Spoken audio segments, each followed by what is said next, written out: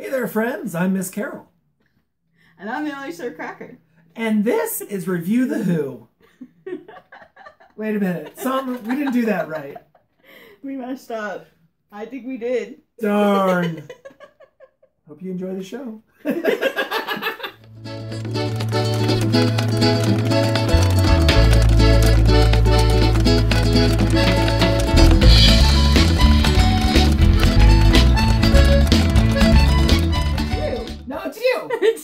Oh my gosh. Hey there, friends. I'm the only Sir Cracker. I'm Miss Carol. Hi. And we're back with a drink. What are you drinking? Just ice water. Oh, just ice water? Where's that from? Product placement here. Where's it from? This is Holiday gas station. The Holiday gas station by my house. Oh my gosh. Now they're like 7-Eleven, aren't they? They're just not, no, we don't. 7-Eleven's way downtown. Oh. Do we have one out here in the valley? I think they're just a regular gas station. I don't know. I was just throwing that out there for the fun of it.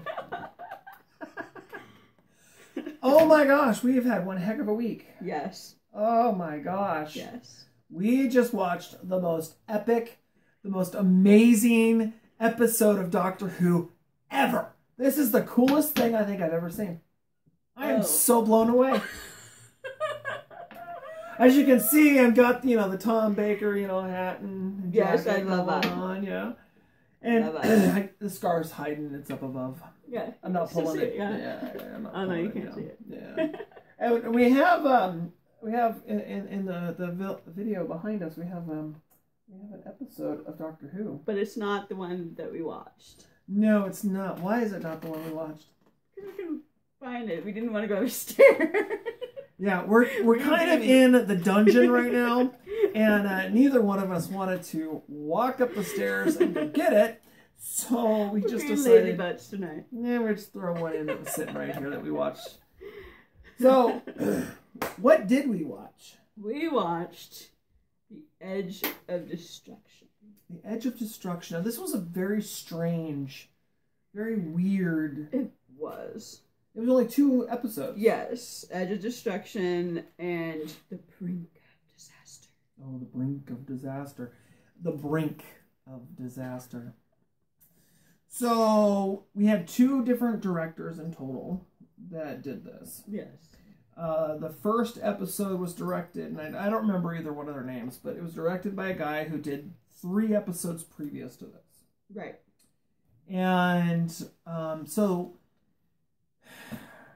oh, heck with it. The second guy did a much better job, in my opinion. It was darker. He used more camera angles. Okay. I can agree with you there. Second episode had the doctor, doing his signature. Yeah. And the lights all dark. Okay. Creepy. Let's give okay, so I have this printout that I got from years and years and years ago. I don't even remember. It's an episode guide is what it is. Years ago I printed it out.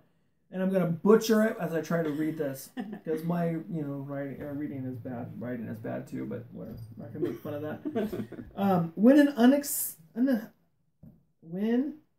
See what I'm talking about? Experiment goes wrong. A large explosion shakes the TARDIS.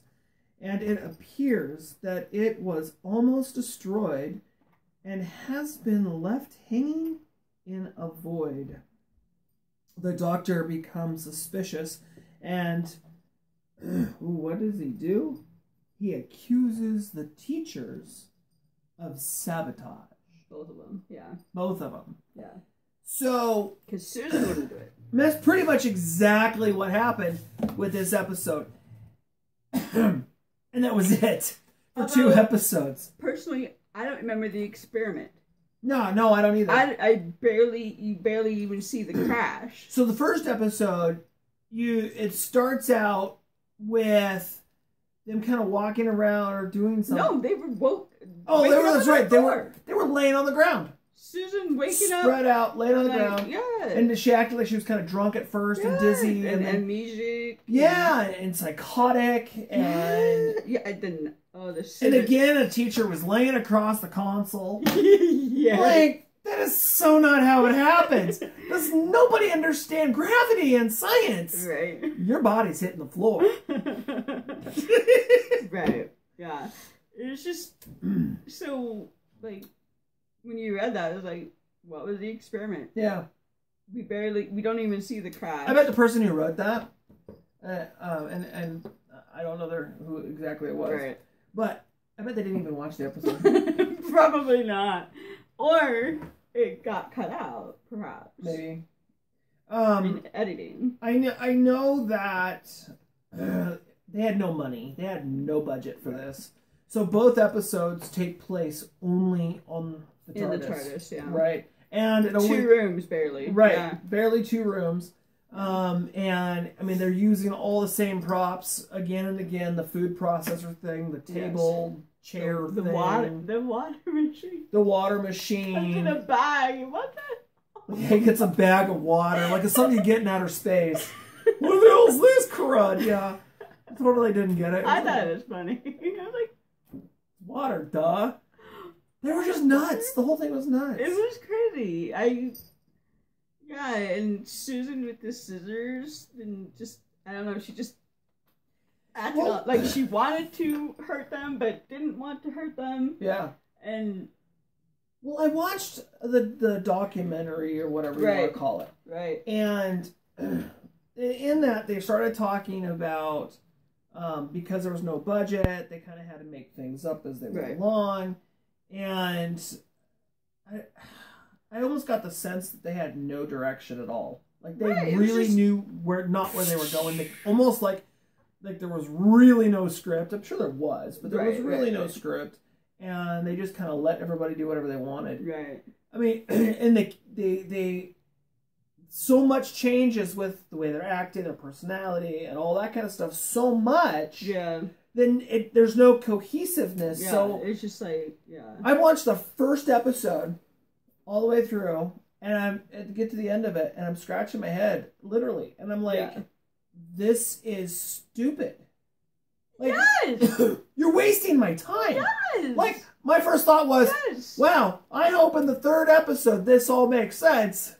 So then I start the 2nd episode. Right.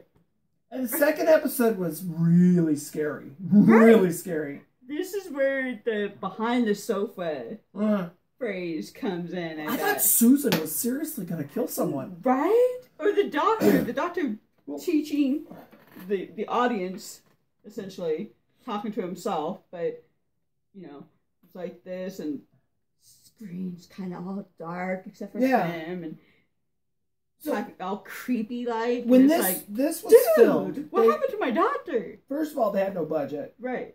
Second of all, the technology didn't exist for zooming. Right. They had what's called tracking. So if you want to zoom in on somebody, that camera has to be on wheels, and it has to move and pan wherever it's going. And that's what they did for that scene with the doctor giving his big speech. And he had to do it all in one take and remember every single word of that entire speech. Right. I think it was fantastic. I think that was it's well done. That was the best part. That was the best part. And very well done. I think I said, that was the behind the sofa. I bet that's where it came from, that phrase. Yeah. You know, I think this did accomplish something. Honestly. Because it showed the characters' dynamics. Yeah. It showed them in a different light. Yeah. It also kind of, I think, built, and I'm sure they'll see more of this later, but it kind of built a, how do you say, like a closeness, a bond between the characters. Especially, I noticed with the Doctor and Susan, there's hugging going on. Right. There's a lot of affection and that kind of thing. And she really feels like some sort of companion or some sort of like child or grandchild. Right. Which brings me to that part of it. Because I want to ask your opinion. Okay. In the documentary I was watching, which I watched the documentary afterwards, and it really taught me a lot about it. Because otherwise I had to watch it. Otherwise I'd never have gotten it. Right. So there's a bunch of conflict and issues that Susan really isn't related to the Doctor. There's a lot of kind of like she's just a companion, and so how they explain this really old man and this really young girl, he calls her. Well, see, that could be. But even in the New Who daughter, he says he had a family that was there on Gallifrey when the war happened and stuff, and he's all sad that he can't see them anymore. So obviously he does have family. Right. But is Susan really the granddaughter? I personally say yes. I don't know if they're ever going to explain it. Because I think personally, because of the time period that this was all in, they're not thinking that kind of stuff. Right. You know? Well, and I don't know. So I think personally, yes, granddaughter, because they ain't thinking, you know, kidnap this or or whatever. Yeah, well, and I don't think they planned. Come with me. I don't think they at this point in history. I don't think they planned for this show to go. Well, that too, right? As far as it has. So why be anything else by the granddaughter at this point? Right. At least at this point, I mean, things could the story because with modern Who. I know that they've changed a lot of the rules. Yes, they can. Yeah. So maybe that's what happened here. Is they said, okay, well, this has got a place to go. It's going to change the rules. Right. So, but at this point in time, yeah, you're right. We see this is the granddaughter. Right. They don't go a whole lot into any major detail why the grandfather and the granddaughter are together. As far as like if their parents die, we don't know anything. Right. And I think they keep it that way. Right. Because the Time War doesn't happen until later. Oh, yeah. You know, so they left Gallifrey, we find out later on, for probably another reason. But we don't know why. No. Unless it says it in the audiobooks or the novelizations or... Yeah, this we really don't know why they left Gallifrey in the first place. Right. At this moment. And do we even really know about Gallifrey at this moment? No. They don't really explain where he's another from. World, another Earth time is all she said. Right. Another world, another time. So that kind of leaves your mind to imagine. And I try when I'm watching these, I don't know about you, but I try to put myself in the early 1960s watching it. And try to forget about what I know. Right. Your cat, I do try. I swear to God, your cat is crazy. Crazy cat lady. But I try to put my mind in that world. Yeah. Oh, good catch. I try to put my mind in that world because I don't want to think too far ahead. I want to. What happened? Dude, I was totally talking, the cat just freaking fell, and all of a sudden, boom! Sorry, technical difficulties. The studio, that we're using is just... kind of crappy. Yeah, low budge. Yeah. So low budge. Alright, what was I talking about? Oh, just recap, like, my mindset. I do everything I can to put myself in that place. Right. So that I can review, feel as if I'm discovering as time goes on. Right. That's where I was at. What I said after that for like 15 minutes. Right. Take two. What I was saying and But you were saying something about the New Who, and you know that like TARDIS is alive, and and how in the first episode and following, it seems like the Doctor and Suzanne are actually learning things about the TARDIS, and it just it just seems a little odd. You think a Time Lord, when we find out that he's a Time Lord, would know how to run. Right. But that's because you have the Whovian experience. So we're total opposites. Like, I've seen some of the new stuff, not all of it, but I've seen almost most of it. And then you haven't seen any of the older stuff. Like, I haven't seen any of William or, what's his name? Patrick. Right. I haven't seen any of those. So, for me, this is all new to me, too. Right. And I'm noticing that as well. Like, wait a minute, don't they know? Right. But then it's like, okay, I gotta back up and just act like I don't know anything because I'm being surprised every turn. Yeah. So yeah, it is. I mean, it is. Yeah. So the reason we have a low budget on this film is because we don't want to show anybody. This is like food for fact, okay? Seriously. Right. They had 2 weeks of emptiness. Right. Their timing was so bad. Yeah. The set the next video that we were gonna watch, the next episode, is called Marco Polo. Marco Polo, which was like one of the biggest sets. I mean, it was huge production. 7 or 8 episodes long. Right. Major deal. Major deal. And so there's these 2 weeks where they're in limbo and they didn't really have... Right. They're putting all their energy into the next one and they kind of... Yeah. Oops. So they were scrambling. Right, they were. To get a script together and figure out what was going to happen and all that kind of stuff. And then that's why we ended up with 2 episodes that just... don't make sense.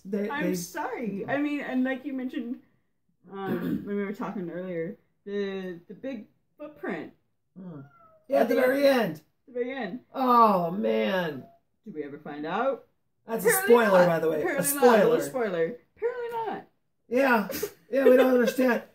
So the whole craziness, and I think they could have cut that part out. We would have been good. Right. But yeah, just for that little split second, she looks down. What's her name? The granddaughter. Susan looks down and says, "That's a really big footprint," or something like that. Yeah. And it's like, in snow, it's snow or sand or something. And it's what? Like, ooh, okay. We didn't notice it before. We've been there the whole time, and well, they couldn't get outside the door. Yeah, because the TARDIS wouldn't let them out. I think what they did, because they do this all the time, and you'll see, like Tom Baker or Colin or any of the other ones, you'll be in a weird world, and then they put you into the world we're going to be in for the episode, right? And then they time travel, and you go back to this weird world, but you never see them, right? And they're always like a cliffhanger or intriguing. And I'll tell you, I get so angry sometimes because Quantum Leap did that too. Yeah. Where it's like, man, I'd really like to actually see that. What's going on? Yeah. And then you never see it. And it's like, dude, that would have been funner than this one. What are you doing? I think it was just a way to keep you going, keep you interested and coming back. But these 2 episodes were just kind of crap. Yeah. No, but the doctor's speech in the 2nd episode, though, was beautiful. Mm-hmm. Nice and creepy and, well done. Well, like I was saying, you track along with it. And, I mean, that took talent. Yes. And it was very Shakespearean and very drawn and so much energy and emotion in that speech. And it was just... It was amazing. I think, like I said, it was. It was the best part of that whole freaking storyline. Yes, absolutely. Then my second favorite part of that whole story, seriously, was with Susan and the knife. And scissors. There were never knives. Scissors. There were scissors. Really sharp freaking scissors. And she's... And then she starts stabbing the chair. And I'm like... Brilliant. It's like... That was amazing. And her face is all contorted. Like, she wants to hurt so much emotion. Barbara, but she doesn't want to hurt Barbara, and so she stabs the freaking chair instead. If the script would have been better and it had a better direction... Right. Oh my gosh, it would have been probably one of the best ones that they did because there was so much acting involved. Right. Because they had to stay in those 2 rooms. Yeah, and emotion and connection. Oh, it was awesome. Yeah. I mean, this girl's talent. She scared the crap out of me. I didn't have a nightmare, but I was scared. Yeah. I was blown away. I kind of felt a little over dramatic, like overacting a little bit. Oh, yeah, but that's what made it perfect. Yes. You know too. My style. That's true. It's my That's style. true. I overact. I like to overact. It's fun and it makes you go. That's a good point. This guy's nuts. I'm gonna keep watching. No, that's a good point. That's a good point. I was like, is she really? Yeah. Well, and if she was, just calm and collected and normal, it'd be like, okay, I'm bored. Next. Yeah. And there'd be no movement. There would be no energy. Right. I kept because this is really boring, right? This is very boring and plain and simple, and I mean, it is what it is. That's all there is to it. Who the hell talks like that? Right. Not me. Well, I do, but not when I'm on camera. It's not the Sir Cracker in me. Okay, so we pretty much figured out where we're at with that. Yes. Let's rate this thing. Okay. So between 1 and 1,000. Oh yeah. What would you rate the whole? Let's do it separately, and then we'll do the whole thing. 2 episodes separately. Yeah, because they're totally different. They are. Okay, so the first one, what would you rate it between 1 and 1,000? 500. 500. So you're right in the middle. Yeah. I'm a 350. I'm a 350. Okay. 350. Okay. It was. I don't know if there's. I'm worse. not cussing, but I want to. It was. I don't know if there's worse out there, and I don't know. I know there's better. There's a lot worse out there. Okay, then yeah, that's why I said 500 because it's like. It was terrible.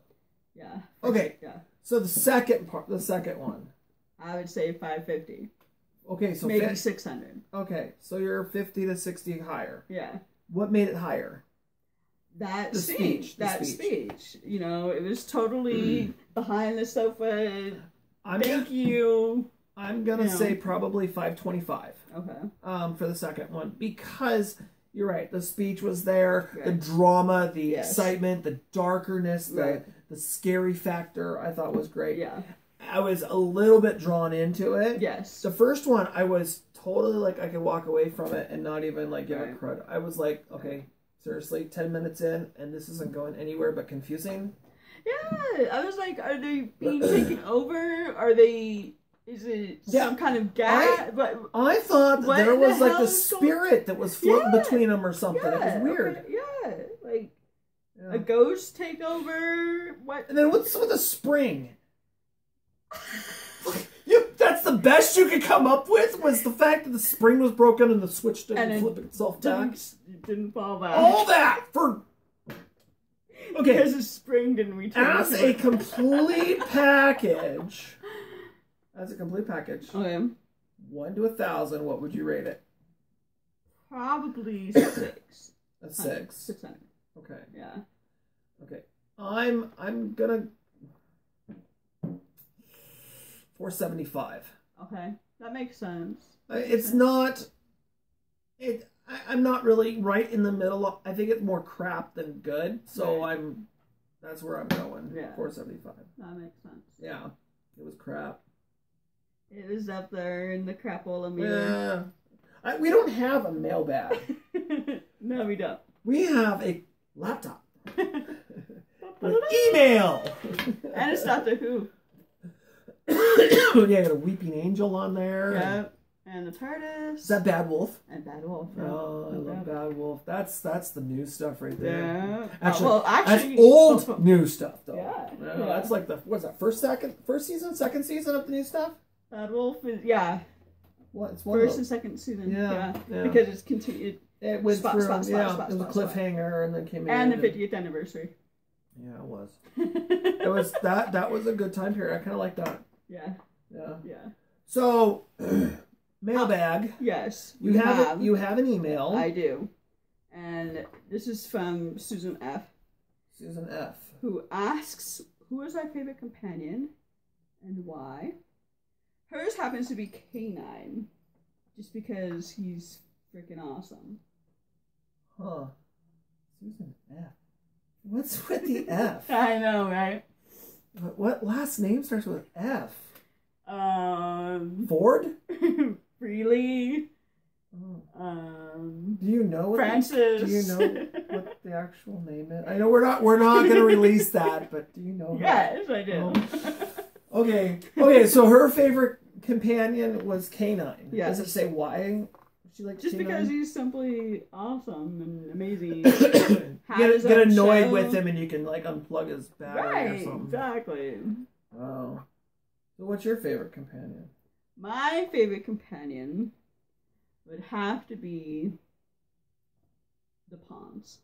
The Pawns. So you're picking two. Yes, Amelia and her husband. Why are they your favorites? Well, I started with New Who, so all my references are New Who. Okay. So Rory and Amy just got me with the feels, you know, you love them, you cry with them, you're happy with them, you laugh with them, you know, when they died, you cried, I cried ugly tears. I have no idea what you're talking about. I'm sorry! I think I remember Amelia Pond, but... Yes, because we were watching... is that the one Angels that Take wore Manhattan. the cop uniform? Yes. The Okay, redhead. yeah, she was cute. Yes! Yeah. I don't know, that's about all I remember. She was cute. She could dance for me, and... Oh, wait. Anyways. Good show. Moving on! How about you? Who is your favorite? That's tough.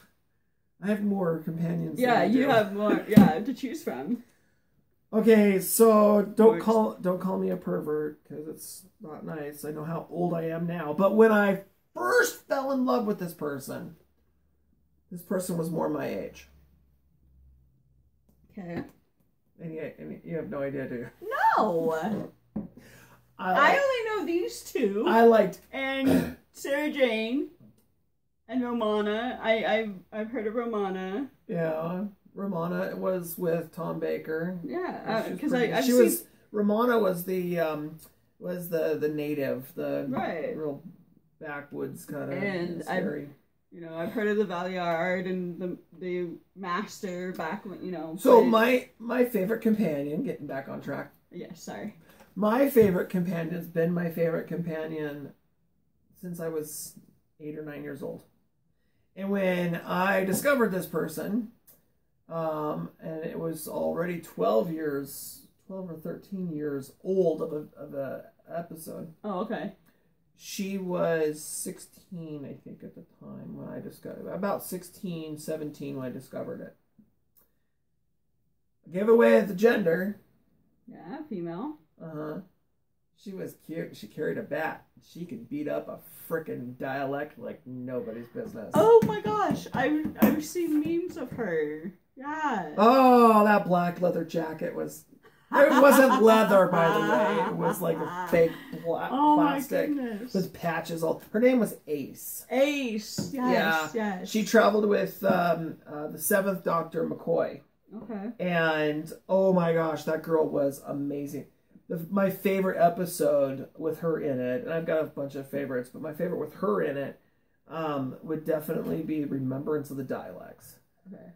They kind of get into this old world setting, 1950s, 1940s kind of thing, in, England, and they got the old cafe, and there's this chap, it's all like handsome, bomber jacket kind of thing, flirting with her.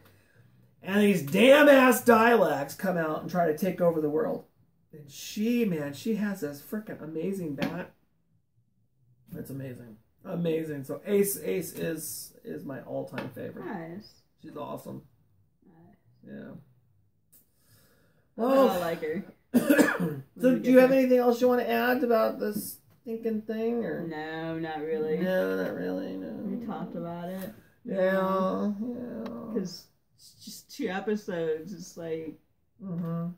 It's not like 7 or 8 episodes like before. I'm surprised that we were able to go for as long as we have. Right.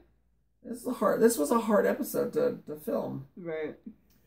But it's come to the end, my friends, and well, it is what it is, and we are doing what we're doing. Yeah. We did come up with a title, but you already know the title because you've been seeing it this whole time. Yes. But for us, this is new. Yes.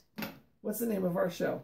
Review the Who. Review the Who with Miss Carol and Sir Cracker. I'm not Miss Carol. Okay. Are you sure? That's Miss Carol. I'm the doctor. Y'all have yourselves a fantastic rest of your day. Thank you so much for joining us on Review the Who. And if you have any comments, questions, anything. Your experience with Doctor Who when we're watching. Yeah. Are you watching along with us? Yeah, definitely watch along with us. You know, you've seen this episode. You know what's coming up next. Yeah. We just talked about it. Marco Polo. So there's no video to Marco Polo. So it's a tough one to get through. Yeah, it's going to be tough. I'm going to have It looks like it's problems. going to be tough. It is. A lot of pictures. I think I'm just going to rip it to MP3 and listen to it. Or find it on do MP3. audio. Yeah. Listen to it as I drive or something. I don't know. But next week's going to be tough. One of the first ones of the missing episodes. Which really blows because there's such a huge budget and production in this thing. So I was seeing some of the pictures. It looks like it would have been fabulous. I know, right? Yes. It looks like some of the costumes and the sets. And so, anyways, thumbs up, subscribe, yada, yada, yada. Y'all, well, I already said it. We'll see you next time. Next time, y'all.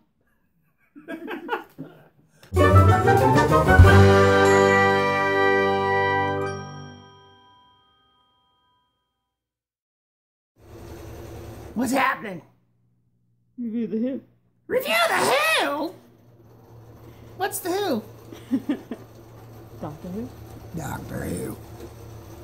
You're gonna review Doctor Who? Yes, sir. With who? The only Sir Cracker. Me, the only Sir Cracker. That's right. Who are you? Miss Carol. Miss Carol. We're gonna review the Who with Doctor Who and Miss Carol. Asylum, please. Please help. I'm the only Sir Cracker. And she's Miss Carol. And this is Review the Who. And now people are dead.